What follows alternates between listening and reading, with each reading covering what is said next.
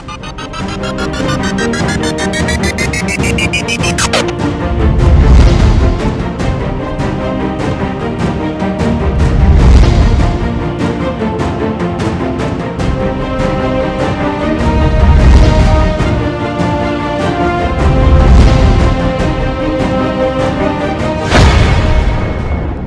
कभी हारती नहीं है, उसे हराया जाता है। समाज क्या कहेगा बचपन से ही सिखाया जाता है। नारी शक्ति तुझे सलाम। नमस्कार, द न्यूज़ नाउ के वी द वीमेन में आप सभी का स्वागत है और मैं हूं आपके साथ तारिका महाजन। इस वक्त जो हमारे साथ मौजूद हैं उनका नाम है सुनैना शर्मा मेहता और हम आपको बताएं कि इनको वैसे किसी इंट्रोडक्शन की मोहताज तो नहीं है, पर फिर भी कई व्यूअर्स को हम बताएं कि जो सुनैना शर्मा मेहता हैं वो इस वक्त जो है वो ज्वाइंट डायरेक्टर टूरिज़्म की पोस्ट पर है और हम आपको इनकी कहानी जो है वो इन्हीं की ज़ुबानी जो है वो बताएंगे। जी हाँ, सबसे पहले मैम आपका हमारे इस प्रोग्राम में स्वागत है। Thank you. हम आपसे ये जानना चाहेंगे कि आपने अभी तक जो अपना सफ़र है वो कैसे तय किया। अगर आपकी एजुकेशन की बात करेंगे, हम आपके कॉलेज की बात करें या फिर हम आपने जैसे अपने सिविल एग्ज़ाम जो था वो क्रैक किया था, तो आपने सब कुछ कैसे किया, ये हमारे जो व्यूअर्स हैं वो जानना चाहते हैं। वो काफ़ी उत्सुक हैं कि हम भी सुनैना मेहता की है जो कहानी सुने। Thank you so much. जो मेरी शुरुआत हुई जब हम पढ़ते थे तो नागबनी स्कूल में मेरी स्कूलिंग हुई और उस टाइम वही बेस्ट स्कूल था। और क्योंकि मैं जीडी कानाचक को बिलोंग करती हूँ जी, तो वो काफ़ी उस टाइम थोड़ा मोड्स ऑफ ट्रांसपोर्ट वगैरह हमें प्रॉब्लम रहती थी और इंटरनेशनल बॉर्डर पे है कानाचक जो विलेज है जी। तो बहुत चैलेंज था हमारे लिए। और सबसे बड़ा ये था कि क्वालिटी ऑफ एजुकेशन। और मैं क्रेडिट दूंगी अपने मम्मी पापा को जिन्होंने एक फोकस रखा कि हमें जो है वो बच्चे अच्छे से पढ़ाने हैं। तो उन्होंने हमारी एजुकेशन पे बहुत फोकस दिया उस टाइम। पर उसमें सबसे बड़ा क्वेश्चन मार्क यही था कि कौन से स्कूल में कैसे इनकी एडमिशन और कैसे ये बच्चे जाएंगे, क्योंकि उस टाइम स्कूल्स वाले जो थे गांव में जो है वो मोड ऑफ ट्रांसपोर्ट नहीं प्रोवाइड करवा पाते थे। तो फिर भी उन्होंने हमें नागबनी स्कूल में जो है, मेरे ब्रदर्स हैं 3, उनको भी और मेरे को भी हमें जो है वो नागबनी स्कूल में स्कूलिंग करवाई। और स्कूल का जो बेसिक एक जिसको कहते हैं प्लेटफॉर्म था वो यही था कि अपनी संस्कृति के साथ भी जुड़े रहना है और उसके साथ साथ जो है वो एजुकेशन जो है वो ऐसी हासिल करनी है जो पूरी फोकस्ड तरीके से हो और अंडरस्टैंडिंग द कंसेप्ट। तो उस तरीके की हमारी जो एजुकेशन हुई, तो हमारी जो ग्रूमिंग हुई है, मैं ये कहती हूँ कि मेरे जो गुरु थे हर क्लास में, मैं ये कहूँगी अगर इंग्लिश की ग्रामर सीखनी थी तो जो जिन टीचर्स ने हमें ग्रामर सिखाई, मैं हमेशा याद करती हूँ कि वो किस तरीके से हमें हर कंसेप्ट क्लियर करते थे, चाहे वो मैथमेटिक्स है, चाहे वो सोशल स्टडीज़ है। तो बहुत अच्छे हमारे टीचर्स थे, उन्होंने हमें एक मतलब अच्छा हमारा प्लेटफॉर्म बनाया। हमारा बेस इतना अच्छा बन गया स्टडी का कि हमें आगे कभी दिक्कत ही नहीं आई। और मैं सच बताऊँ आपको कि ग्रामर जो है वो मैंने 6th 7th में इतने अच्छे से सीख ली थी और मेरे गुरु इतने अच्छे थे ग्रामर के कि मैंने 10th के बाद दोबारा कभी ग्रामर के लिए बुक ही नहीं खोली है कभी भी। मतलब हमेशा जो है वो एकदम जाके हम क्वेश्चंस जो थे वो अटेम्प्ट करते थे। तो ये गुरुओं के नाम मैं कुछ लफ्ज़ कहना चाहूँगी क्योंकि उनकी बदौलत ही आज मतलब मैं कहूँगी कि हम यहाँ पे पहुँचे हैं। अगर उन्होंने वो बेस नहीं क्लियर किए होते तो वो एग्ज़ाम्स ही हम क्वालिफाई ना कर पाए होते। तो गुरुर ब्रह्मा गुरुर विष्णु गुरुर देवो महेश्वरा गुरुर साक्षात पर ब्रह्मा तस्मै श्री गुरुवे नमः। तो ये मेरे सभी गुरुओं के लिए जिन्होंने हमें इतना ग्रूम किया और आज मैं यहाँ तक पहुँच पाई, ये सब उनके लिए शब्द हैं मेरी तरफ से। मैम हमारे जो दर्शक है वो ये जानना चाहते हैं, आपके परिवार में जब आप अनमैरिड थी, आपको सबसे ज़्यादा सपोर्ट आपकी फैमिली में कौन करता था, योर मदर और योर फादर? मेरे फादर ने मुझे बहुत सपोर्ट की है और उन्होंने तो एक मिशन बनाया हुआ था कि अगर वो बच्चे का पता चल जाता है ना पेरेंट्स को कि अगर इसमें कैलिबर है तो मुझे इसको जो है वो पाए तक मील तक पहुंचाना है, इसको इसकी मंजिल तक पहुंचाना है। और मैं भी बहुत एम्बिशियस थी। तो मेरे फादर जो उस टाइम काफ़ी एक्टिव और काफ़ी हमारे घर में आना जाना लगा रहता था, कुछ ऑफिसर्स भी आते थे जो ब्लॉक के ऑफिसर्स होते थे, तो कभी डीसी साहब भी आते थे। जब वो आते थे तो उनका मैं देखती थी तो मुझे लगता था यार ये this is the best platform to serve the public जी। तो वो मेरे माइंड में जो थी वो सेकंड क्लास से ही इंग्रेन हो गया कि मुझे, मैं उनको पापा को पूछती थी अच्छा ये कैसे बने, तो वो बताते थे बस पढ़ो और बन जाओगे। तो दैट इज द वे मैंने एक माइंड में फोकस रखा कि किसी और तरफ ध्यान नहीं देना है, पढ़ाई की तरफ चलेंगे, सीधे रास्ते से पढ़ेंगे और अच्छे तरीके से जिस मर्जी क्लास की एजुकेशन है उसमें अव्वल ही आना है। तो वो एक माइंडसेट लेके और आते भी थे अव्वल, तो उससे एक अपने आप कॉन्फिडेंस लेवल बूस्ट होता गया कि yes I can do this, I can do this. हर एक एग्जाम को जब आप अच्छे तरीके से कर पाते तो आपको एक अलग कॉन्फिडेंस आता है कि आप इतने मतलब टफ उसमें से और इतने टफ कंपटीशन में आप जब आगे आ रहे हो तो definitely you have the worth. तो उसी तरीके से मैं आगे चलती गई और अपना मिशन जो है वो मैंने एक ही रखा, मैंने अपने आप को भटकने नहीं दिया मिशन से। तो दैट इज आई थिंक। बात की जाए स्टेट टैक्सेस डिपार्टमेंट की, जम्मू म्यूनसिपैलिटी की, और एसडीएम के रूप में भी आपने जो है वो काम किया है, आपका जो उधर काम करने का अनुभव था, जो एक्सपीरियंस था, वो कैसा रहा, हमारे दर्शकों के साथ वो साझा करें। बिल्कुल। मैं ये बताना चाहूँगी कि जब मैंने KS ज्वाइन की 2004 में जी। तो जो हमारा एग्ज़ाम था कंबाइंड कॉम्पिटिटिव उसमें मेरा 5th रैंक आया था। So I was the female topper in Jammu division और एक बड़ा अच्छा एक फील आया कि यस मतलब एक लेवल अब आ गया है जिसमें कि मैं लोगों की मदद कर सकती हूँ। तो जो पहले हमें डिपार्टमेंट मिला वो that was excise and taxation. जी। तो एक्साइज एंड टैक्सेशन में हमारा एक डिफरेंट फील्ड था, इसमें टारगेट्स थे, इसमें टैक्स कलेक्शन का था। तो हमारे लिए ना ऑलवेज हर महीना और हर दिन मैं कहूँगी एक टारगेट रहता था। जी। तो वो उससे क्या हुआ कि we were like very much motivated all the time कि yes yes we have to work hard, we have to prove our mark, और उसमें बड़े अच्छे तरीके से मैं कर पाई।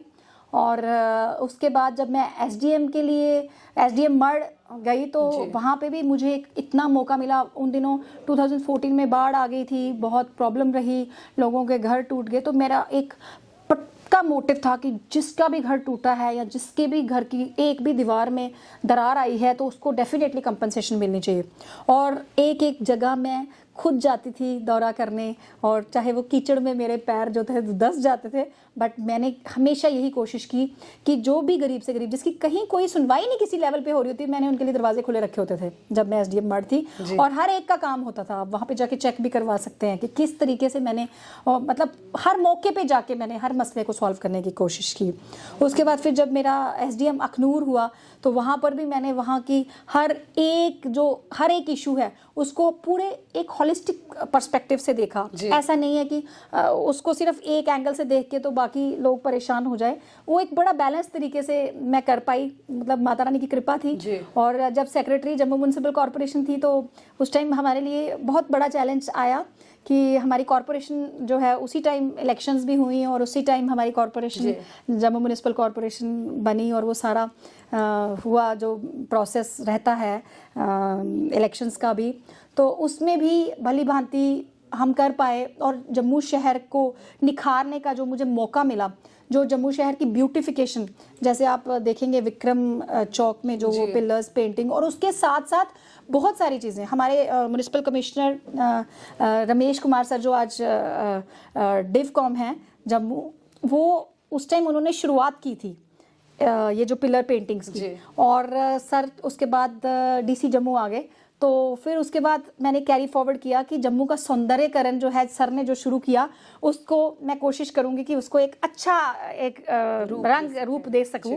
और उसके साथ साथ हमारे उस time divisional commissioner Sanjeev Verma sir थे, और उन्होंने पल पल हर जगह गाइड किया कि किस तरीके से शहर का जो चप्पा चप्पा है जिसको ज़रूरत है एक अटेंशन की, उसको किस तरीके से ब्यूटीफाई किया जा सकता है। और मैं ये बताऊंगी कि कॉर्पोरेट सोशल रिस्पॉन्सिबिलिटी होती है, CSR के फंड से हमने ये सारे जो मिशन थे पूरे किए। अगर आप अमर सिंह क्लब की जो सामने बाहर वाली वॉल है facing the all those beautiful pillars, उसकी सारी जो है वो 3D म्यूरल पेंटिंग्स वो सारी जो है वो मतलब डिवकॉम सर के निर्देश में मैंने करवाई सारी वो।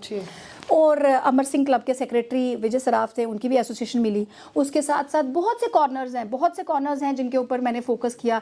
आप एमएम कॉलेज जो है उसकी दीवार और बहुत सारे लोकेशंस, ताकि एक मैसेज जा सके कि yes it is our prime duty to see कि जो हमारा शहर है उसको जिस जगह पे ओवरहॉलिंग की ज़रूरत है वो लोगों को एसोसिएट करा के, कंपनीज को एसोसिएट करवा के, उनकी सोशल रिस्पॉन्सिबिलिटी याद करा के वो काम करवाया जाए। तो उस तरीके से मुझे लगता है लोगों का भी बड़ा सपोर्ट मिला, लोगों की इनकरेजिंग एटीट्यूड को देख के ही मैं चल पाई आगे। और एंटी इंक्रोचमेंट ड्राइव्स हम करते थे। एंटी इंक्रोचमेंट ड्राइव्स में जितने भी हमारे शॉपकीपर्स थे या एसोसिएशंस थी वो सब हमारा साथ देते थे। पर एक ही चीज़ थी, मैं हर एक से सपोर्ट मांगती चली गई और उन्होंने भी मेरी सपोर्ट की और मैं चलती आई। अक्सर देखा गया है आपका डिपार्टमेंट कोई भी रहा हो, लेकिन अगर किसी ने भी आपसे कोई मदद की गुहार लगाई हो तो कभी आप पीछे नहीं हटी, हमेशा आप अपना एक स्माइलिंग चेहरा दिखा कर किए और हमेशा मदद जो है आपने वो की है। तो हमारे जो दर्शक है बाकी वो जानना चाहते हैं कि जो सुनैना शर्मा मेहता है वो काफ़ी एक्टिव रहती है, काफ़ी काम करती है। अगर टूरिज़्म की बात की जाए तो टूरिज़्म डिपार्टमेंट में आने से जो है काफ़ी चेंजेस जो है वो भी देखी गई है, तो इस पर आप क्या कहेंगे? मैं ये कहूँगी कि मेरी एक ही कोशिश रहती है कि अगर मेरे माइंड में कोई इनोवेटिव आइडियाज़ हों या कुछ करने की जब मेरे को चाह होती है तो डेफिनेटली मैं एक कदम उठाती हूँ और मेरे को सपोर्ट सबकी मिलती है। और मैं ये कहूँगी कि अब जैसे टूरिज़्म के पॉइंट ऑफ व्यू से अगर आप देख लें तो जब मैं आई मैंने कुछ चीज़ें अंडरस्टैंड करने की कोशिश की। और ऐसा है जैसे हमारे डायरेक्टर साहब हैं विवेकानंद राय साहब, he is a very visionary person. और ये इनका एक रहता है कि ये हर चीज़ को जड़ से देखते हैं कि हाँ जी इसमें इस प्रॉब्लम की रूट कॉज क्या है और उसको हम वाइप आउट करें तो हमारी चीज़ें सेटल हो जाएंगी। उसी तरह हमारे जो सीनियर ऑफिसर्स हैं उनका भी एक फोकस ये था कि जम्मू रीजन में जितनी भी डेस्टिनेशंस है, ऑफ बीट डेस्टिनेशंस, उनको किस तरीके से, और जो अपबीट भी हैं उनको किस तरीके से प्रमोट किया जाए। और यहाँ पर सभी कार्य अच्छे से कर रहे थे, बट ये है कि थोड़ा सा टीम जो है वो स्ट्रांग हो जाती है जब अगर हम कोई मिशन पकड़े और इकट्ठे चले जी। तो मेरा एक ही फॉर्मूला है कि कोहेसिवली काम करना है। अब मतलब मेरे यहाँ का जो भी एक एक एम्प्लॉय है वो मुझे बहुत अजीज है और I value the contribution by every official of the department. मतलब मैं ये नहीं करूँगी कि जो मैं कर रही हूँ वही है, मुझे पता है ये टीम एफर्ट है। और जब ये लोग काम करेंगे, सारे हमारे ऑफिसर्स जो हमारे फील्ड ऑफिसर्स हैं, जब वो काम करते हैं और वो सारा एक्यूमुलेट होके अच्छे तरीके से पेश हो जाए तो that is the way to success. Success क्या है मेरी नज़रों में? Success is a journey. Success क्या है? It is an attitude. आप एटीट्यूड कैसा रखते हो, रोज़मर्रा में आप किस तरीके से लोगों से डील कर रहे हो। हम यहाँ पर यूथ से लेके बड़ी विजनरी पर्सनालिटीज़ आती हैं यहाँ पे जिनको मेरे से भी बहुत ज़्यादा नॉलेज होता है, तो मैं उनसे वो ग्रैस्प करने की कोशिश करती हूँ। और कई बार ऐसा यूथ आते हैं हमारे पास जो कि टेक्निकली इतने साउंड हैं, वो अपने आइडियाज़ देते हैं, देन वी एक्सप्लोर कि यार किस तरीके से हम इसके टैलेंट को यूटिलाइज करें कि ये कंट्रीब्यूट करें और अल्टीमेट जो फोकस है हमारा टूरिज्म प्रमोशन का, हम कैसे उसमें खरे उतर सकें। बस इसी तरह से चलते आए। और हमारे डायरेक्टर साहब बहुत, मैंने पहले भी बताया, वो बहुत विजनरी। हमारे सेक्रेटरी साहब हैं जो इस टाइम हैं सरमद साहब, उनकी विजन बहुत स्ट्रॉन्ग है। हमारे CS सर वो बहुत डायरेक्शंस देते हैं और LG साहब का तो है ही, उन्होंने होम स्टे पॉलिसी और बहुत अच्छी अच्छी पॉलिसीज जो है वो लाई हैं, जिससे कि एक बूस्ट मिला है, एक यहाँ के लोगों को एक सपोर्ट मिली है कि yes somebody is there to focus on the tourism potential of Jammu region. जी, जैसे कि सब जानते हैं कि आप सिविल सेवक के रूप में जो है वो काम कर रही है, और अगर आपके हस्बैंड की बात करें तो वो SSP हैं, तो आप अपनी जॉब, अपना घर, सभी चीज़ों को कैसे जो है वो बैलेंस करती है? क्योंकि अक्सर देखा जाता है जो लेडीज़ होती हैं उन्हें जो है वो पिलर कहा जाता है घर का, चाहे वो वर्किंग हो चाहे ना हो, लेकिन अगर कहते हैं अगर घर में औरत नहीं है तो काम जो है वो बिल्कुल कुछ नहीं हो पाता, ना के बराबर होता है, ना मात्र जो होता है जिसको वो हम बोल सकते हैं। तो अगर एक औरत को अपना घर बाहर सब संभालना हो, जैसे टाइम की रहती है, जैसे मैंने बताया कि आपके हस्बैंड SSP हैं और जैसे अभी आप टूरिज्म की ज्वाइंट डायरेक्टर हो, तो काफ़ी समय जो है एक दूसरे को और फैमिली को जो है नहीं दे पाते हैं, तो इस पर आप क्या कहेंगे? देखिए, मैं ये कहूँगी कि जो नारी है वो तो सृष्टि की सूत्रधार है, इसमें कोई शक नहीं। और जो हमारा बेसिक इंस्टीट्यूशन है, फैमिली है, फैमिली एक ऐसा पिलर है, अगर आपको फैमिली की सपोर्ट है तो आप अपने सपनों को साकार कर सकते हैं। मेरा ये मानना है, चाहे वो एक लड़की के लिए, चाहे वो मायके हों, चाहे ससुराल हो, चाहे बच्चे हैं, चाहे मतलब आपके हस्बैंड हैं, तो ये एक बैलेंस बनाना बहुत ज़रूरी है। एक ही मंत्र है, अगर आप ईगो नहीं रखें जी तो आपका कोई भी प्रॉब्लम जो है वो ज़्यादा देर रह नहीं सकता, क्योंकि आपके बच्चे भी आपके साथ देते हैं, आपका पति भी आपका साथ देंगे, और आपके जो माँ बाप हैं और ससुराल वाले भी साथ देंगे। बट इशू एक ही आता है कि ये माइंड में जब एक औरत एक मुकाम पे पहुंचती है और उसको ये लगे कि मैं ही सिर्फ जो है वो कंट्रीब्यूट कर रही हूँ, मेरा ही रोल है जिसकी वजह से, ऐसा नहीं होता। क्योंकि अगर घर चलाना है तो घर जो है, जैसे पति और पत्नी दोनों, जैसे एक गाड़ी के जो दो पहिए हैं, तो तभी वो जो है वो चल पाएगा, साइकिल का हो या कैसे, है ना, दोनों। तो वो एक बैलेंस बनाना बहुत ज़रूरी है। अगर मैं उनकी प्रॉब्लम्स को अंडरस्टैंड करती हूँ तो वो मेरी प्रॉब्लम्स को भी अंडरस्टैंड करते हैं, और अगर वो किसी चीज़ पे मुझे सुझाव देते हैं तो मैं उनका सुझाव एक्सेप्ट करती हूँ। फिर उनको कुछ लगता है तो वो मेरे से सुझाव लेते हैं।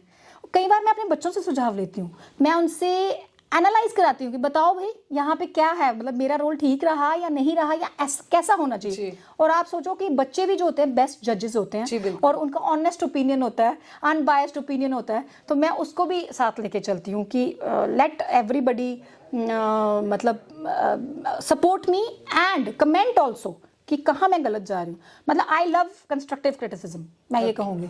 मुझे कोई फ़र्क नहीं पड़ता अगर कोई मुझे क्रिटिसाइज़ कर रहा है, लेकिन वो कंस्ट्रक्टिव होना चाहिए। तो मैं अगर कहीं मुझे लग रहा है कि यहाँ पे इम्प्रूव करने की ज़रूरत है, तो मैं वो सुझाव लेके उसको इम्प्लीमेंट करने की कोशिश करती हूँ। और ईगो मैं अपने उसमें नहीं रखती हूँ, क्योंकि ईगो एक ऐसा 3 लेटर वर्ड है जो कि आपके अच्छे भले टैलेंट को ख़त्म कर सकता है, क्योंकि वो आपको प्रोग्रेस में जाने नहीं देगा। Ego is the biggest obstruction to the progress.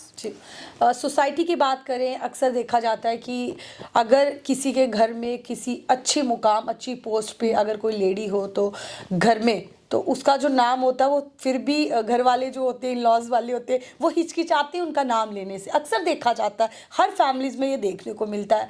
तो आपको लगता है कि आज की जो जनरेशन है और आजकल के जो लोग हैं, उनके जो परिवार वाले हैं, उनको ऐसा सोचना चाहिए? क्योंकि अगर चाहे लड़का हो लड़की, अगर भेदभाव कहीं नहीं, अगर आप अपनी बच्चियों को पढ़ाते हो तब आप भेदभाव नहीं करते हो, लेकिन जब आप अपनी बहुओं को लेकर आते हो, क्या आपको लगता है कि इसके लिए भेदभाव होना चाहिए? अगर किसी की बहू किसी बड़े मुकाम पर हो, तो क्या आपको लगता है उन लोगों के लिए आप क्या मैसेज देना चाहेंगी? क्योंकि आज के ज़माने भी, जैसे अभी आपने ईगो की बात की, तो उन्हें ये लगता है कि अगर किसी अच्छी पोजीशन पे कोई लेडी होगी तो उसमें ईगो है, चाहे वो अच्छे काम के लिए निकलती हो, चाहे वो सोसाइटी के लिए काम।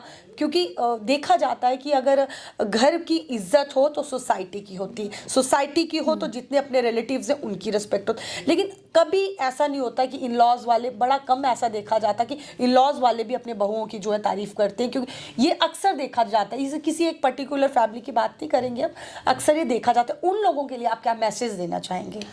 देखिए, मैं ये कहूँगी कि अब वो ज़माना नहीं रहा है जिसमें आप एक डिफ्रेंशिएशन जो है वो करोगे बेटी में या बहू में, या फॉर दैट मैटर कि मतलब आप बेटे और बेटी में भी आप फ़र्क करो। वो माइंडसेट मुझे लगता है बहुत कम हो गया है। उस तरीके का जो एक स्क्यूड जो थॉट्स होती थी वो ख़त्म हो गई हैं। But at the same time एक माइंडसेट में एक चीज़ लानी ज़रूरी है, टॉलरेंस। और जो बड़े हैं, आज जो लेडी सास बनी है, जब वो लड़की थी तो उस टाइम पे माहौल जिस तरीके का था वो उतनी ही प्रोग्रेस कर पाई, क्योंकि उस टाइम पे इतनी एक्सेप्टेंस नहीं थी, इतने फील्ड्स नहीं थे, इतना ओपन नहीं था सिस्टम, हमारा समाज हमारा एक्सेप्ट नहीं करता था। तो बड़ी चंद परसेंटेज होती थी, कम परसेंटेज होती थी जो लड़कियां अपने सपनों को साकार कर पाती थी। तो बहुत सी ऐसी जो मतलब मैं कहूँगी सीनियर हमारी, चाहे वो सासें हैं, चाहे वो आप कहें ननद हैं, या कोई भी, या जेठानी है, उस टाइम पे शायद उनको वो फैसिलिटी नहीं मिल पाई, ऑल्दो वो इंटेलिजेंट रही होंगी, बट कहीं ना कहीं वो ग्रैब नहीं कर पाई अपॉर्चुनिटी। तो अगर आज उनकी बहू ऐसी आई है जिसको आज की डेट की अपॉर्चुनिटीज़ जो हमारी गवर्नमेंट के भी इतने जो मैं कहूँगी कि इतनी इंकरेजमेंट है, इतनी एम्पावरमेंट है, अगर वो मिली है तो उसको एक्सेप्ट करना चाहिए। उनको दिल खोल के लड़कियों को, बहू को एक्सेप्ट करना चाहिए। क्यों?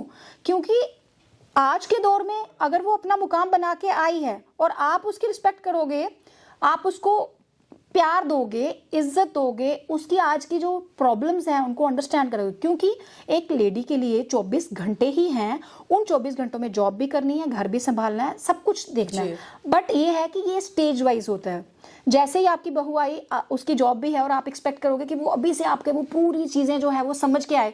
घर से समझ के कोई नहीं आता, क्योंकि जिसने पढ़ाई की होगी, जिसने कोई मुकाम पाया, डेफिनेटली उसने घर के कामों को इतनी तवज्जो शायद नहीं दी होगी, पर यह है कि उसने एक सपना शायद ये रखा हो कि मैं जब शादी करूं उससे पहले मैं फाइनेंशियली स्टेबल हूं जी।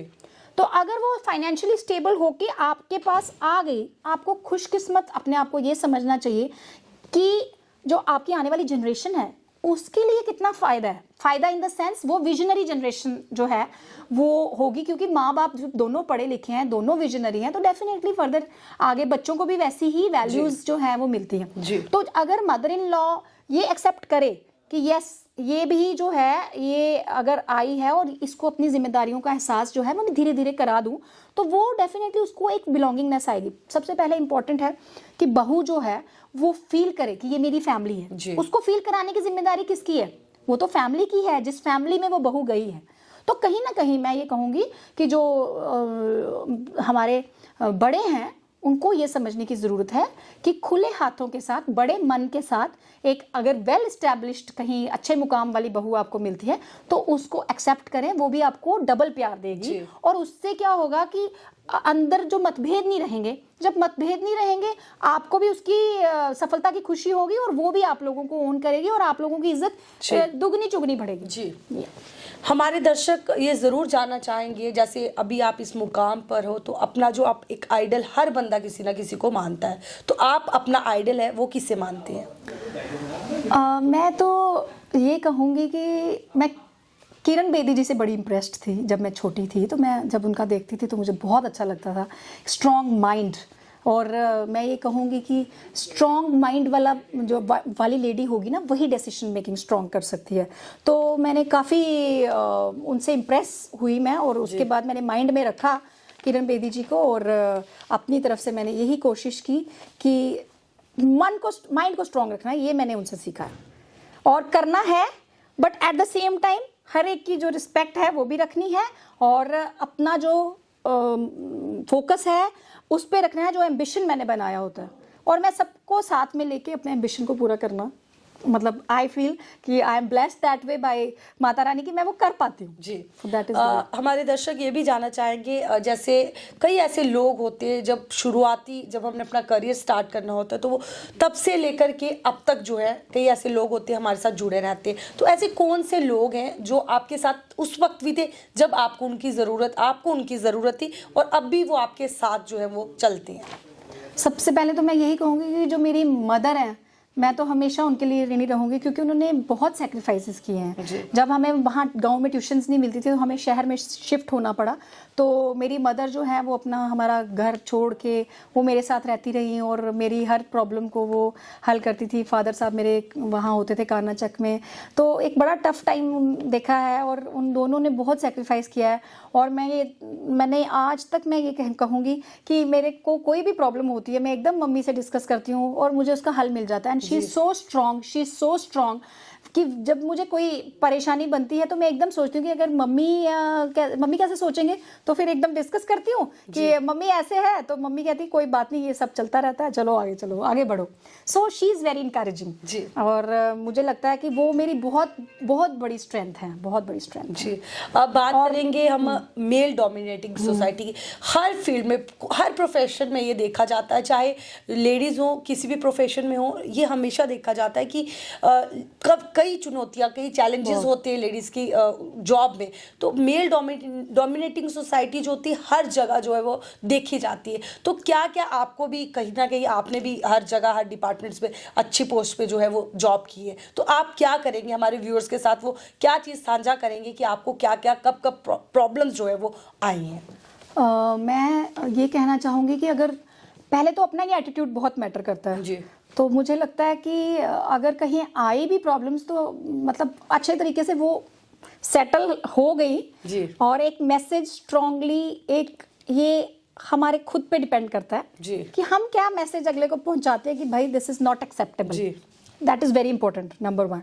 हाँ, लेकिन अगर बहुत ज़्यादा कहीं प्रॉब्लम आ रही है तो then the women has to come forward. और आजकल तो जैसे ऑफिसेज में भी हमारी कमेटीज़ बनी हुई हैं, अगर किसी भी तरीके की कोई भी प्रॉब्लम एक लेडी फेस कर रही है तो वो कमेटी में एड्रेस कर सकती है जो जॉब कर रही है। डरने की तो बिल्कुल भी ज़रूरत नहीं है। और मैं ये कहूँगी कि बहुत हाई लेवल पे इम्प्रूवमेंट आ चुकी है अब, जो एक स्ट्रॉन्ग मैसेज जा चुका है कि अगर लेडी जो है वो घर से बाहर नौकरी करने आ रही है तो ऐसा नहीं है कि उसको आप किसी भी गलत नज़र से देखें, क्योंकि आजकल लड़के और लड़कियां बहुत मतलब मैं ये कहूँगी कि कंपटीशन तो है ही है और लड़कियां तो एक्सेल कर जाती हैं, तो लड़कियों में कॉन्फिडेंस लेवल भी बहुत ज़्यादा है। तो अब मुझे लगता है वो उसकी जो परसेंटेज है वो बहुत कम हो गई है।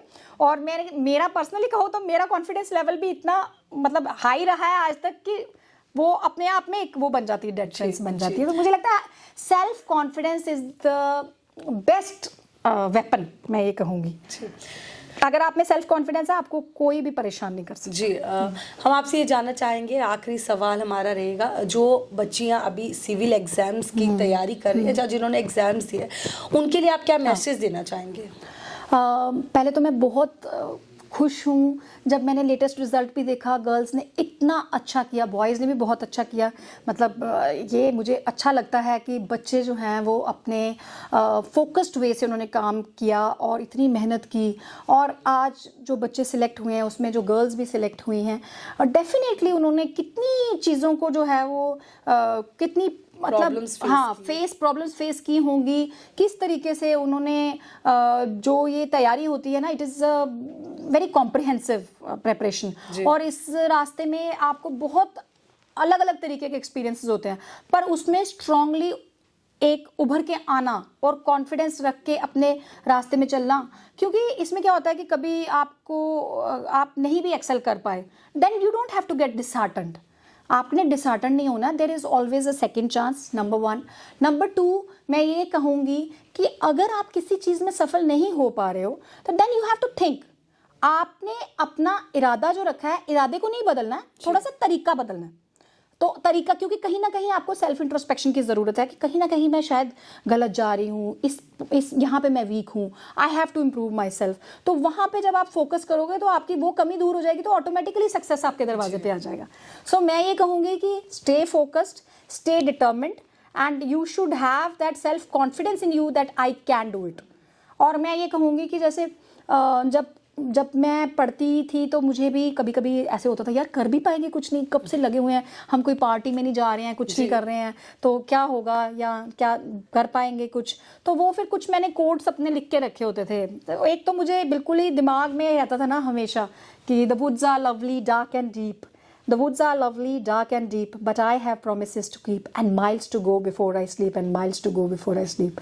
तो वो जो लाइन्स थी ना, वो मुझे इतनी स्ट्रेंथ देती थी कि यस, मैंने प्रॉमिस किया है अपने आप से, अपने मम्मी पापा से कि आप मेरे को पढ़ाओ, आप देखो मैं आपको डेफिनेटली वंडरफुल रिजल्ट्स दूंगी। और सोसाइटी में उस टाइम बहुत चैलेंजेस होते थे, आपके रिश्ते आना शुरू हो गए लड़की के, जी आप एक्सेप्ट नहीं कर रहे हो। तो मेरे फादर ने बड़ा स्ट्रॉन्ग फुट रखा कि नहीं, पहले वो कुछ बनेगी उसके बाद इसकी शादी होगी। तो वो मुझे लाइनें अभी भी नहीं भूलती उनकी कि पहले तू बनेगी तो मैं तेरी शादी करूँगा। तो दैट हर एक फादर को वो रखना चाहिए। और लड़की जब फाइनेंशियली स्टेबल होती है ना, तो कॉन्फिडेंस इतना ज़्यादा आता है कि कोई उसको परेशान कर ही नहीं सकता, मैं ये बताऊँ आपको जी। क्योंकि फाइनेंस जो है, पैसा कहीं ना कहीं जड़ है लड़ाई की घरों में, मैं ये कहूँगी। तो फाइनेंशियली अगर स्टेबल हो जाते हो तो आपकी एक रिस्पेक्ट, सेल्फ रिस्पेक्ट तो बढ़ती है, ऐसे भी आपका एक मुकाम जो है वो बेहतर हो जाता है जी। एक आखिरी सवाल जो रहेगा द न्यूज़ नाउ के लिए, द न्यूज़ नाउ के व्यूअर्स के लिए आप क्या मैसेज देना चाहेंगे? मैं सबको यही मैसेज देना चाहूँगी कि आप ना परिस्थितियों से घबराएं नहीं, क्योंकि परिस्थितियाँ आती हैं, चैलेंजेस कोई ना कोई बन जाते हैं आपके लिए। ऐसी परिस्थिति होगी कि आपको लगेगा कि यार मैं तो कर ही नहीं पाऊंगा, बट ऐसा नहीं है। भगवान एक दरवाज़ा बंद करता है तो 10 दरवाजे और खोलता है। और डेफिनेटली उनको ऊपर वाले को ज़्यादा पता है कि उसने आपको कहाँ पहुँचाना है, बट आपकी मेहनत जो है, कर्म जो है, वो आपका रेगुलर रहना चाहिए। कंसिस्टेंसी बहुत बड़ा की है सक्सेस का। डोंट गेट डिसहार्टेंड बाय, आपको लगे कि if you fail once, don't get disheartened, there are always better avenues. और आज की डेट में आप देखें, there are so many fields जिसमें कि मतलब आप ये कहेंगे कि अनएंडिंग है, इनफैक्ट हमें पता भी नहीं होते हैं वो।